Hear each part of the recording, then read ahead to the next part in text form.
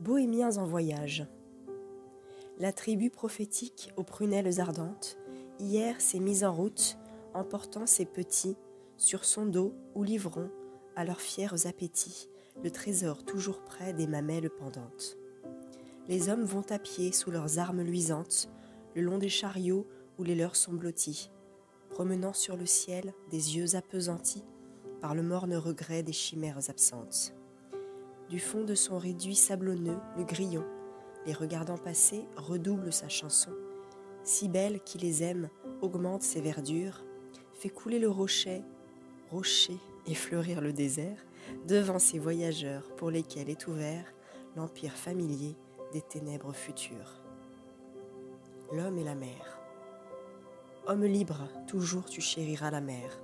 La mer est ton miroir, tu contemples ton âme, dans le déroulement infini de sa lame, et ton esprit n'est pas un gouffre moins amer. Tu te plais à plonger au sein de ton image, tu l'embrasses des yeux et des bras, et ton cœur se distrait quelquefois de sa propre rumeur au bruit de cette plainte indoptable et sauvage. Vous êtes tous les deux ténébreux et discrets. Homme, nul n'a sondé le fond de tes abîmes. Ô mère, nul ne connaît tes richesses intimes. Tant vous êtes jaloux de garder vos secrets. Et cependant, voilà des siècles innombrables que vous vous combattez sans pitié ni remords, tellement vous aimez le carnage et la mort, ô lutteurs éternels, ô frères implacables.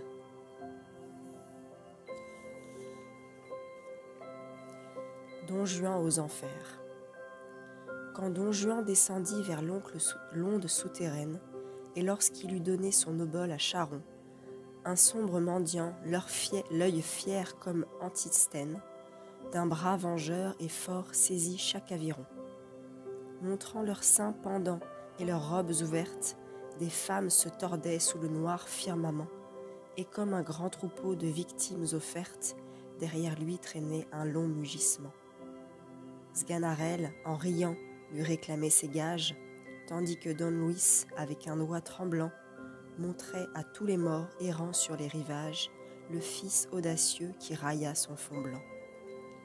Frissonnant sous son deuil, la chaste et maigre Elvire, près de l'époux perfide qui fut son amant, semblait lui réclamer un suprême sourire où brilla la douceur de son premier serment.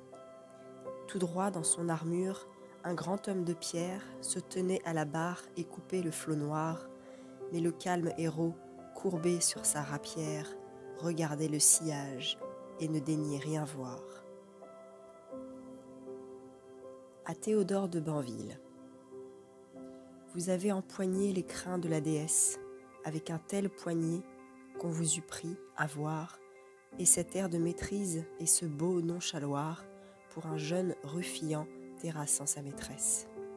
L'œil clair et plein de feu de la précocité, vous avez prélassé votre orgueil d'architecte dans des constructions dont l'audace correcte fait voir quelle sera votre maturité. Poète, notre sang nous fuit par chaque pore. Est-ce que par hasard la robe du centaure, qui changerait toute veine en funèbre ruisseau, est éteinte 3 fois dans les baves subtiles de ces vindicatifs et monstrueux reptiles que le petit Hercule étranglait au berceau?